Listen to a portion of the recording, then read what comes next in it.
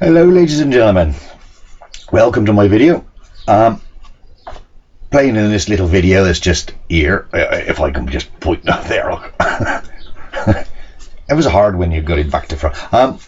Power banks, very expensive, and this one, I like this one.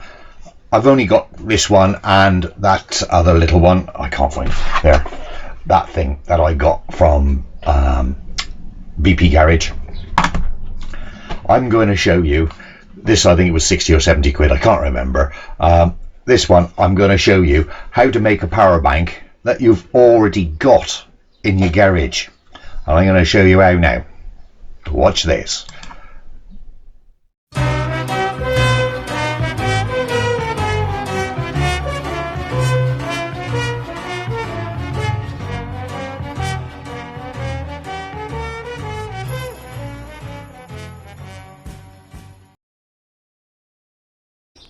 Right then, ladies and gentlemen, this little project today, first things first, you've got to have a proper cup of tea in a proper cup.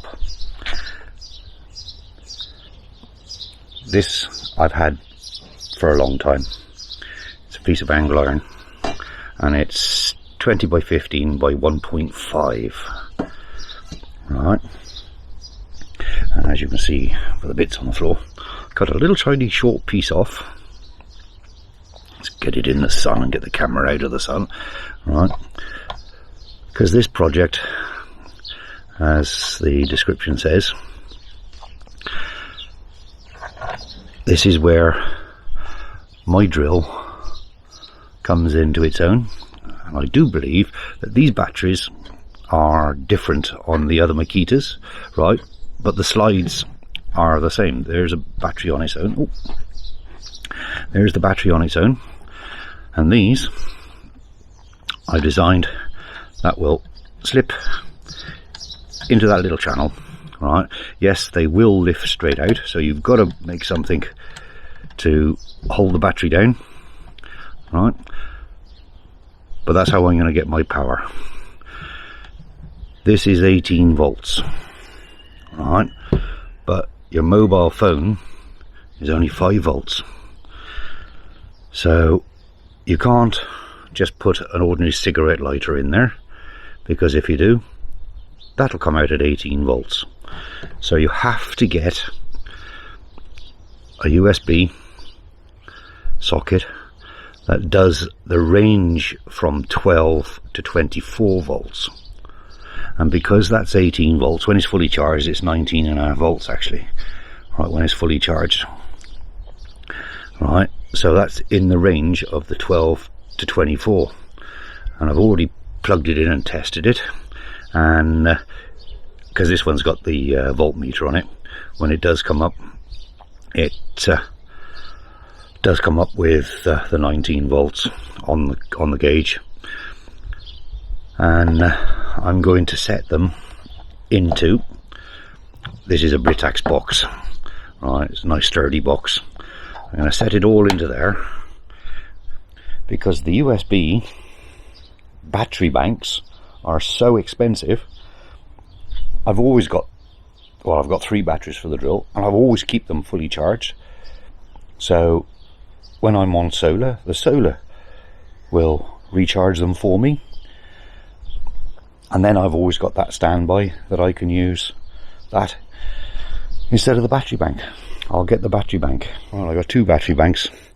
This was, I think it was 15 quid from a BP garage. Absolute rubbish. Crap rubbish. And it won't charge my smartphone. It will just about charge my old camera. It won't even charge this DJI that I've got now, this Osmo Action. It won't charge this, so absolute rubbish. So I bought one from PC World. This was 60 quid, I think it was. Alright, what is it? Let's have a look. I don't know whether you can see on there. Goji. But anyway, this I've tested this out for a while now. It's USB-C and in and out, and it's also got 2 USB ports to be able to plug your phone and camera and etc. in. So when you charge, you use the in-out, the USB-C to charge it, and the other 2 are out only. So that is 60 quid. Yeah, okay, and you'll pay 60 quid for a drill battery, but you've already got the drill and the battery. You know, you're not always using that. So I've even tried it that will charge this as well. So, and I can charge that from virtually flat twice with that one.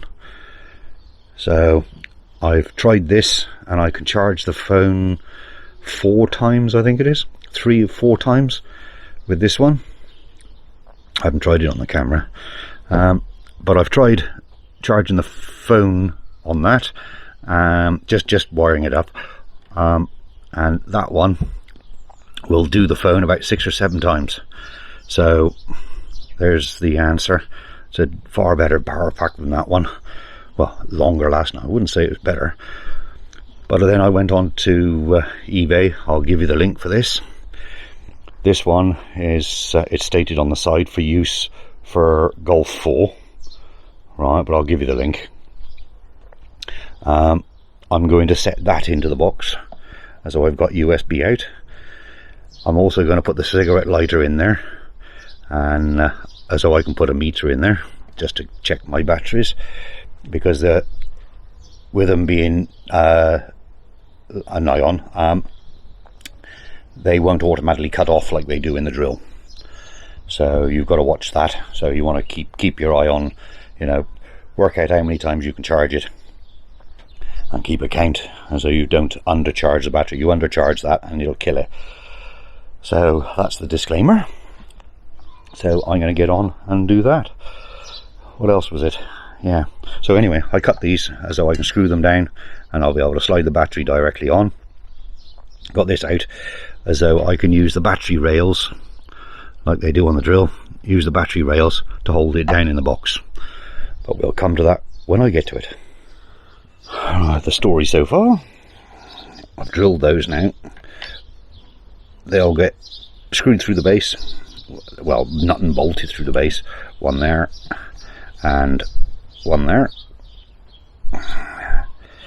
They'll get drilled and screwed down to there, and then when I slide the battery in, it should go. I've got to clean those up yet. Battery will slide in on there.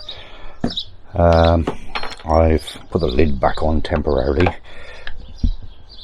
Alright, but let's have a look. There you go. But it does, let me hold it, doing this, it does slide in there. Lovely. So got one, we all recognise these. Got 2 there. Alright, and is what I'm going to do is I'm going to use my Axor multi-tool to, if I undo that, I can take the battery back out easier. I'll use it to make the blocks slide up and down in there, and that'll keep it from drifting off and missing these terminals. That should help it, stop it drifting off. So I'll make a couple of L pieces out of that, just to hold it down, smooth them up, and then I'll show you in a minute. It'll be seconds to you. Show you in a minute how that came about. Right then, people, this is as far as I've got now. So I put my 2 terminals in, put wires underneath them. This side's positive, that side's negative. Cut the slot and put a double USB. You have to make sure, right, that it's dual voltage, right? It's got to go 12 to 24. Most USB plugs are stated on them, but you must make sure that, because if you turn around and put an 18 volt battery onto a standard 12 volt one, just going to blow it. So please make sure. But anyway, that's done. That's in there. I've only hot glued it together at the moment, because this side, in this space here, I'm going to put a cigarette lighter. And of course, this is just the prototype. Right now, as I say, this is the one I got from PC World, and it's been a good USB bank, power bank. This thing I got from the BP garage. Absolute bloody rubbish. Absolute rubbish. Looks like it's only got a little tiny mobile phone battery in it, because it did start to come apart. As you can see, it started to peel. So I just gave up on that. Pointless, because I plugged the phone into it and it just won't charge it. It just will not look at the USB-C. It won't even do my old, because that phone's USB-C, and that's my old Galaxy S4 or 5. But anyway, that's the older type USB, micro USB. It does trickle charge that, but only to about 56%, I think it was, and then it just gave up the ghost, and that's just on one charge. So that one's been good, and I've had quite a few charges out of that. The best part about that is I can plug it in the van and recharge it in the van off a cigarette lighter, USB into USB-C, into a USB socket into the van. But this, right, the lid shuts and clamps down sometimes. There you go. Right, it's ever so light. Right, it is just a Britax trailer junction box. Right, and I'll put the camera there. Right, and it's all I've got to do is put the battery in, and the blue light will come on to the USB just to tell me that it's charged. I know I got to fiddle it a little bit to get it in there, but there it comes on. Blue light comes on, and I know I'm ready to go. Where's my USB-C? There it is. Alright, got my phone out ready. I had to come in because it started to drizzle or rain again, so I'll plug that into there, and I've got every confidence, because I've done it several times now. Plug it into there, and it says charging, 29 minutes. It's not a fast charging point, that one isn't, so I knew that. I don't know whether the other one is. The other one might be. Let's have a look. Yeah, no, still 29 minutes to full charge. So that's what I've made, and that is really no heavier. Well, in fact, I'd say that one was heavier than the cordless drill battery. So I'm well chuffed. And no, I didn't see it on the internet. I've just thought of it myself. So if somebody else has put it on there, I have not seen their videos. I just put this one together through sheer boredom, and I'm quite pleased with it. And of course, I've got 3 of these batteries. I've got 3 of these. Of course, you might not have this battery, but if you can get the aluminium, you've only got to make the tabs. As though I'm going to make one with the old DeWalt, because I've got several DeWalt batteries here that my drill burnt out. So I'll make one for the DeWalt ones. Just means I got to bring in a separate charger again, but I'm well chuffed with that. Light comes on, tells me it's in there. So, and as I say, it has not, like the drill, if you're using a drill, it has not got the automatic cut off. That's down to electronics, and I didn't really want to go down that bank, but I'll keep plugging the that's why I say I'm going to put a cigarette lighter this side. I might even be able to put it through the top, I don't know, down through the lid or something. I'll put a USB that one as though I can plug my voltmeter into it, because my voltmeter is on a cigarette lighter. with another 2 USB sockets, and that one is a fast charge one. So as I say, I know I've had 6 or 7 charges out of one of these batteries. I've only had about 4 or 5 out of that. So yeah, that's all I'm doing for today.